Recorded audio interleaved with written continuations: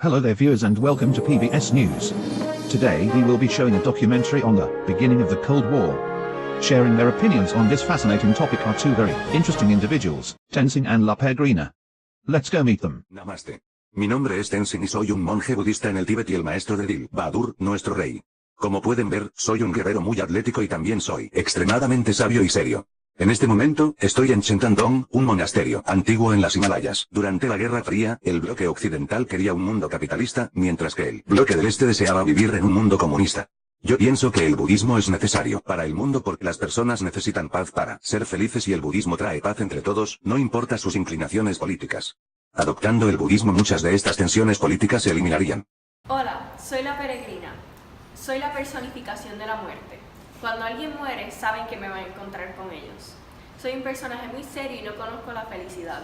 En este momento me encuentro en la ciudad de Asturias, en España. La razón por la cual yo soy la que le estoy hablando sobre este tema es porque yo pensaba que tuviera que llevarme a muchos muertos de esta guerra. Pasé 50 años esperando para completar mi misión, pero cuando la guerra terminó, no había ni una persona muerta directamente a través de la Guerra Fría. The Cold War was caused by several factors, but the most prominent one is the end of World War II in 1945. In this moment in history, the world's superpowers were the United States and the Soviet Union. They had both fought side by side to defeat Hitler and his Nazi armies, and now they at last saw victory on the horizon. As they saw the end of the war approaching, United States President Franklin D. Roosevelt, British Prime Minister Winston Churchill, and Soviet Premier Joseph Stalin met in Yalta, Crimea from July 4 to July 11, 1945.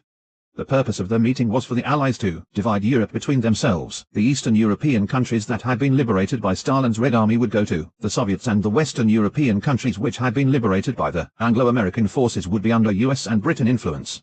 Stalin wanted to spread communist ideology while the West wanted to preserve capitalism and democracy. Many historians have believed this day, February 9, 1946, to be the day which marked the start of the Cold War. It was the day Joseph Stalin gave his first major speech, which went on the national radio after the end of World War II.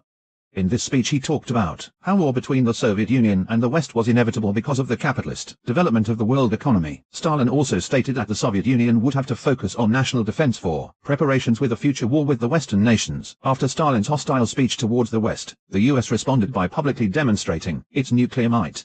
Starting in July of 1946 with Operation Crossroads, during which the US detonated several atomic bombs on Bikini Atoll, the US began a race to amass a considerable stockpile of atomic bombs.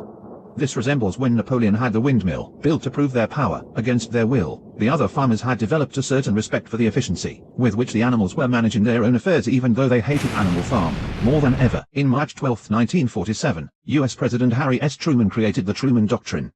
Changing America's foreign policy, the Truman Doctrine established that the US would provide political, economical, and military aid to all democratic countries that were threatened by either internal or external forces. This was a way for the US to implement a containment plan to prevent communism from spreading beyond the Soviet Union. 3 months later, in June of 1947, the US publicly announced the Marshall Plan. This plan consisted of the US sending a total of $130 billion to Western European countries to help rebuild their economies. As the fear of communism grew in the US public, America's containment plan also took place on American soil.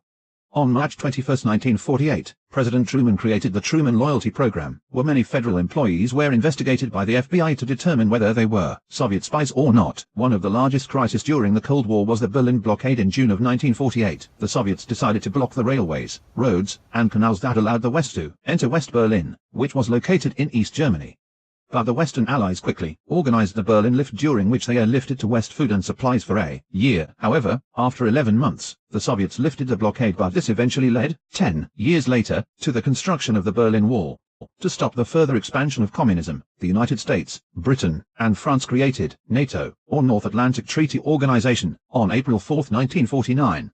NATO was the military alliance of 12 Western nations which set out to establish foreign military bases in Western nations to prevent the Soviets from spreading communism. In August 29, 1949, the Soviets tested their first nuclear bomb, codenamed RDS-1. Surprisingly, this bomb was almost identical to the one the United States had used in Nagasaki, proving that Soviet espionage had managed to obtain the US bomb's blueprints. At the end of World War II, Korea, which had been under Japanese dominance, was divided between the Soviets, who controlled the north, and the US, who controlled the south.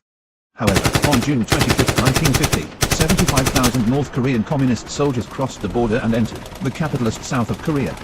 This event signaled the first military conflict of the Cold War. In less than a week, US troops poured into South Korea to defend the South from communism. Although the Soviets did not provide the North Koreans with troops, they did, however, give them weapons and equipment. After 3 years and 5 million deaths, on July 1953, the war reached a stalemate and the Korean peninsula stayed divided between North and South. From December 19, 1946 to August 1, 1955, the French had been facing military insurgency in the South Asian colony of Vietnam, just like Mr. Jones in Animal Farm when his animals revolted against him, which is proved by the quote, 4 legs good, 2 legs bad. Ho Chi Minh, who was a communist, was leading this insurgency movement. This can also be related to how the Russians revolted to the Tsar and implemented the Bolsheviks as their leaders. Hardly anyone realized the Bolsheviks were overthrowing the provisional government. In 1954, after the French faced a crushing military blow and both sides were drained, the US, the Soviet Union, China, France, and Britain gathered at the Geneva Conference and agreed on splitting Vietnam along the 17th parallel.